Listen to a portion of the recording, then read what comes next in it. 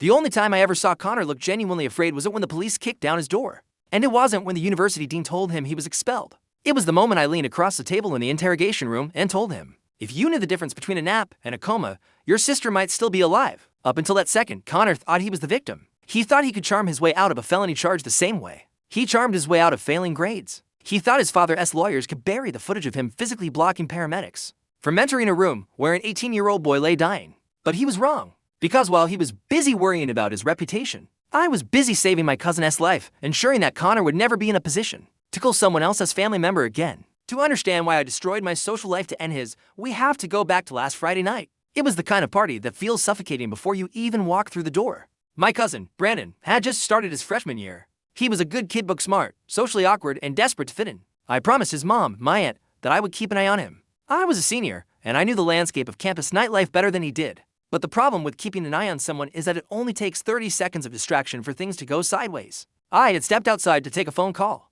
When I came back in, the atmosphere had shifted. It was louder, more chaotic, but Brandon was nowhere to be seen. I checked the kitchen, the living room, and the back porch. Nothing. A pit formed in my stomach, that primal instinct that tells you something is wrong before your brain has time to process it. I found him in the upstairs bathroom. The door was unlocked, which was the first bad sign. Brandon was slumped on the tile floor, wedged between the toilet and the bathtub. At first glance, to an untrained eye, he just looked drunk. But I wasn't looking with untrained eyes. I knelt beside him, and the first thing I noticed was the silence. He wasn't snoring. He wasn't groaning. Brandon? I shook his shoulder.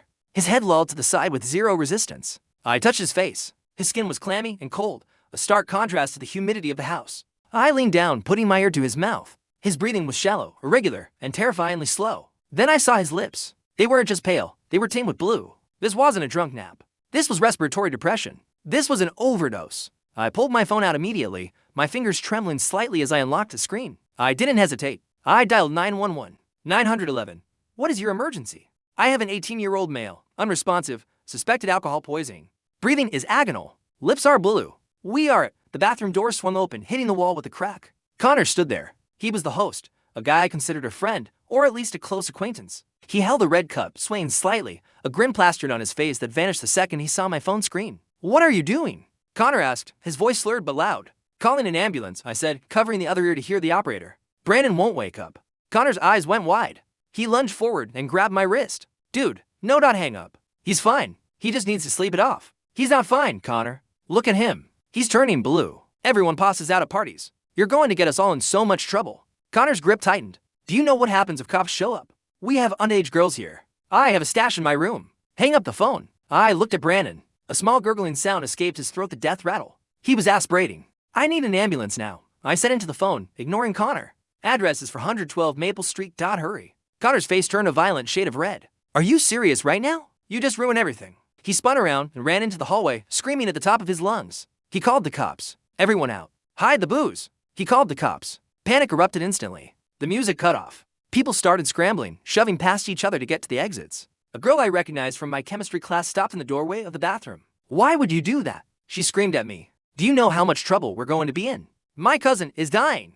I shouted back, rolling Brandon onto his side to keep his airway open. He's not dying, he's drunk. She spat back. You're such a drama queen. You're ruining the night for everyone. Connor came back then, flanked by two of his fraternity brothers. They were big guys, linebackers, and they looked angry. Call them back, Connor commanded. He loomed over me. Call them back and tell them it was a prank or a mistake. Tell them not to come. I'm not doing that, I said, positioning myself between them and Brandon. Connor knelt down. Wake up, dude, come on. He slapped Brandon across the face hard. The sound echoed off the tile. Brandon didn't even flinch. His head just snapped back, lifeless. Stop it. I shoved Connor's shoulder. Don't touch him. I'm trying to wake him up so we can send the ambulance away. Connor yelled. He raised his hand to slap him again. I caught his arm. If you hit him again, I will break your hand. One of the other guys grabbed me by the collar of my shirt and slammed me against the vanity. I'll lose my scholarship if I get a citation. Man, you need to fix this. I can't fix it. He needs a hospital. Then you're paying for everyone's citations, Connor hissed, his face inches from mine. And when they get here, you're telling them it was your party. You brought the booze. You gave it to him. I'm not taking the fall for your negligence, Connor. Connor shoved me backward hard enough that I tripped over Brandon's legs. Yes, you are. Because if you don't, you're not walking out of this house. It was a threat. A clear, physical threat. But before anyone could throw a punch, the distinct wail of sirens cut through the air. They were close. The two linebackers panicked and bolted. I'm out, one said. I'm not getting arrested for this. Connor didn't run. He stood there, vibrating with rage. You're dead to everyone on this campus, he whispered. I will make sure you never have a social life again. I don't care, I said. Go open the door for the paramedics. No, Connor said. He walked out of the bathroom and slammed the door shut. I heard the lock click from the outside. He locked us in. My blood ran cold. He wasn't just delaying help, he was actively obstructing it. I pounded on the door. Connor, open the door. Let him sleep it off. Connor shouted through the wood. If the cops can't find him, they can't charge us. I looked back at Brandon. His breathing was getting quieter. That wasn't a good sign. It meant he was stopping. I didn't have time to argue. I didn't have time to be scared. I switched into a mode of cold, calculated survival. I looked at the bathroom window. It was small, frosted glass. I cranked it open. We were on the second floor. A drop to the concrete driveway. I couldn't carry Brandon down, but I could signal. I leaned out the window. The ambulance was pulling into the driveway. Red and white lights flashing against the side of the house. Police cruisers were right behind them, up here. I screamed, waving my arms. Second floor. We're locked in. A paramedic looked up and pointed. He said something to a police officer. I pulled my head back in and went to Brandon. I checked his pulse. It was thready, weak. Come on, buddy, I whispered. Stay with me. I heard heavy boots on the stairs. Then shouting in the hallway, police. Open this door. Nobody's in there, officer. I heard Connor's voice. It was smooth, calm, completely different from the manic screaming of moments ago. That's just a storage closet. The kids ran out the back. I heard screaming from this window. The officer barked. Probably the TV, sir. Look, I'm just trying to clean up, help. I shouted as loud as I could. He's overdosing. He locked us in. The lie shattered instantly. Step aside. The officer yelled. Then came a heavy thud against the door. A kick. Then another. The wood splintered and the door flew open. The paramedics rushed past the officer, shoving Connor into the wall. They were on Brandon in seconds. Respiratory rate is 6. One paramedic called out. Pupils unresponsive. Get the bag valve mask. We need to intubate. I stood back, shaking, adrenaline crashing through my system. Connor was standing by the door, held by the arm by a police officer. He looked at me, and for a second, he tried to salvage it. I didn't know. Connor said to the cop, his voice trembling with fake sincerity. He told me he was fine. I was just trying to keep everyone calm. I looked at the officer. He slapped the victim while he was unconscious. He tried to cancel the 911 call, and he locked the door to prevent you from entering.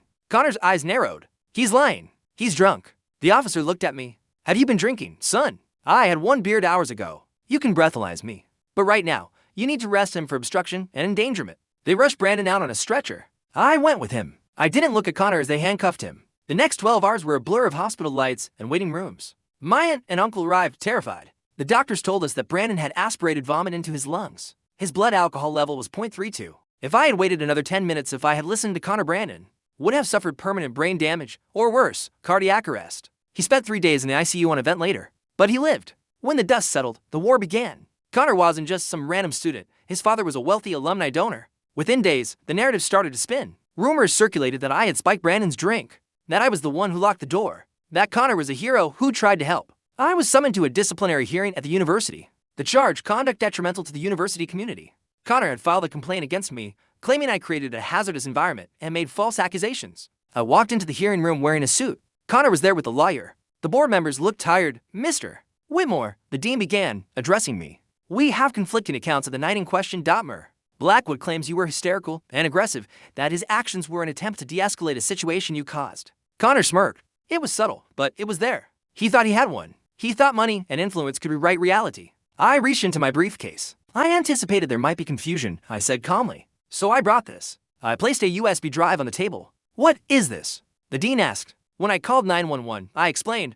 I didn't just hold the phone to my ear. I put it on speaker and slipped it into my front shirt pocket, camera facing out. I recorded everything from the moment I found my cousin until the police kicked down the door. Connor's smirk vanished. His lawyer leaned forward, whispering frantically. I'm happy to play it for you, I said. You can clearly hear Mr. Blackwood ordering me to hang up. You can hear him slapping an unconscious student. You can hear him admit to having underage girls and drugs in the house. And, most importantly, you can hear the click of the lock when he trapped us inside with the dying boy. The room went silent. I didn't need to play it. The threat of the footage was enough to drain the color from the dean's face. Furthermore, I continued, I did some research. I pulled out a folder. This was the nuclear option.